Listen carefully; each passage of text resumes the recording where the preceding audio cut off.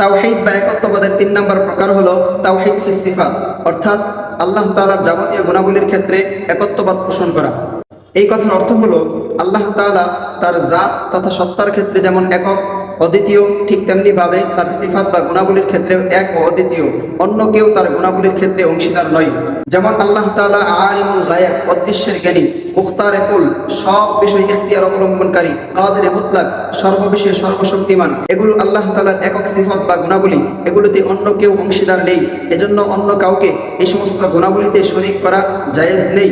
এই মর্মে আল্লাহ তাআলা সূরাতুল বাকারার 255 নম্বর আয়াতে বলেছেন, আল্লাহু লা ইলাহা ইল্লা হুয়াল হাইয়ুল কাইয়্যুম, আল্লাহ ওই সত্তা যিনি ব্যতীত অন্য কোনো মাবুদ নেই, আল হাইয়ুল কাইয়্যুম, যিনি চিরজীবিত এবং দুনিয়ার সমস্ত নিজাম পরিচালনাকারী। লা তাখুযুহু সিনাতুন ওয়ালা নাওম, না তার তন্দ্রা আসে আর না ঘুম আসে।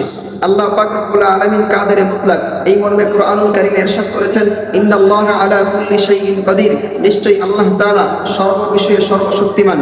আল্লাহ তাআলা মুখতারে কুল, সব বিষয় ইখতিয়ার অবলম্বনকারী। এই ব্যাপারে কুরআনুল কারীমে ইরশাদ করেছেন, ফাআলুল লিমা ইউরিদ, তিনি যা চান তাই করেন। আল্লাহ পাক রব্বুল আলামিনের এই সমস্ত গুণাবলীতে একত্ববাদ পোষণ করাকেই বলা হয় তাওহীদ ফিস সিফাত। আল্লাহ তাআলা আমাদেরকে তাওহীদ ফিল রুবুবিয়্যাত, তাওহীদ ফিল উলুহিয়্যাত এবং তাওহীদ ফিস সিফাতের ক্ষেত্রে একত্ববাদ পোষণ করার তৌফিক দান করেন।